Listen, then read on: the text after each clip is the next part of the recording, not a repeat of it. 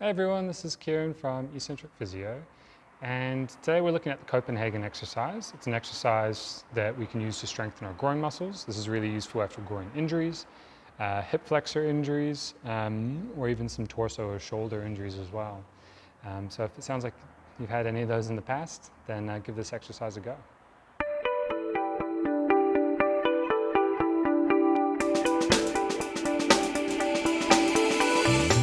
Groin injuries are very common, particularly in multi-directional sports like soccer. It's not necessarily that the muscles themselves are weak. It's probably a bit more of an overuse situation that ends up in fatigue and then not enough recovery, and then you just end up with a period of disuse or reduced range, or you just get an injury, an acute injury, or an overload to that muscle. These exercises have been found to be really useful. It's kind of considered to be the Nordic hamstring exercise of the groin. So particularly if you do something like multi-directional sports, really good exercise to help you reduce the chance that you're going to have another groin injury. And if you haven't, it has a preventative effect as well. There's a few variations to it, and with progressions, you want to be quite, I suppose, conservative to start with, particularly if you're also in the middle of your sports season. It's a lot of extra load to bring in. You've got to think about the recovery of an exercise versus, say, the next day of my training as well. And the reason for that is because this is quite a high load exercise.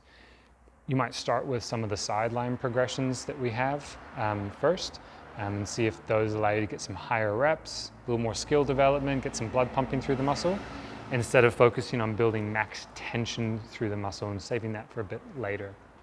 That being said, it's fairly safe if you do the right amount of reps to start with. So there's tables for that, which we will put up in the article. But to start with, you're going to get into a side plank position. The only difference is now you're putting weight in through the bench of the knee on top, instead of like the other one for the outside of the hip, you're putting weight through the ground, through the knee closest to the ground. So this is the short lever version. And a couple things to think about is that I'm pushing the ground away from me, so I'm not sinking down into my shoulder. At the same time, I'm pushing my knee. I'm trying to crush the bench.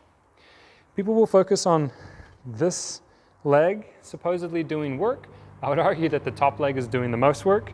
That's just based on my subjective feeling of what this feels like effort-wise. If you're wanting to focus on the bottom leg, you might look at some of our sideline progressions, which will get that quite comfortably. With the short lever version, it's nice because it really reduces the need for being able to stabilize the knee joint as well. Now you could hold for time. I do recommend a little bit of that, just learning to build tension. Once you get more confident in it though, you can start to lower and raise yourself.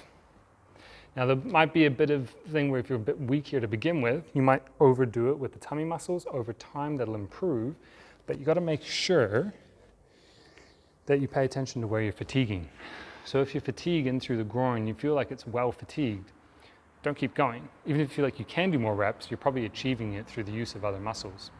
So I think it's better to start with up top, holding, and build some competency there, 20 to 30 seconds for a few sets before getting into the up and down versions. If you're on a sports field, you could get a teammate to hold your knee instead of there being a bench, and then you can do those on the training pitch without any equipment. The longer lever version is a significant progression up. So what you might do as a stepping stone is to go mid-shin. So instead of going all the way out to the foot here, let's build that back. You might go a little bit more mid-shin here. Same things apply once you build some competency here. So long held isometric, you might start raising up and down. Instead of focusing on body parts, you might think about, like I said, just crushing the bench into the ground. Try to stay in a front line. Try not to get into flexion. See if you can stay nice and solid, okay? So, really, it can be a very challenging exercise if you haven't done it before. So do be conservative. Do check out the reps and sets and the progressions, and do be mindful, like I said, if you're in a season or you're in a period where you're in a sort of a training cycle where the load's quite high, that you give yourself enough time to recover. So you might start off with really low reps and sets, and just introduce yourself to the movement first. Progression is always going to get to where you want to be. Just take your time. Better that you don't get injured and no niggles than try to rush and get there and get somewhere where you really just should have taken your time to get there. But really, really good exercise, very effective. You'll know all about it very quick. If you like this video, then please hit like below. Otherwise, to check out more of our content in the future, you can subscribe to our channel by clicking our logo over here. And to check out our latest video, click up here.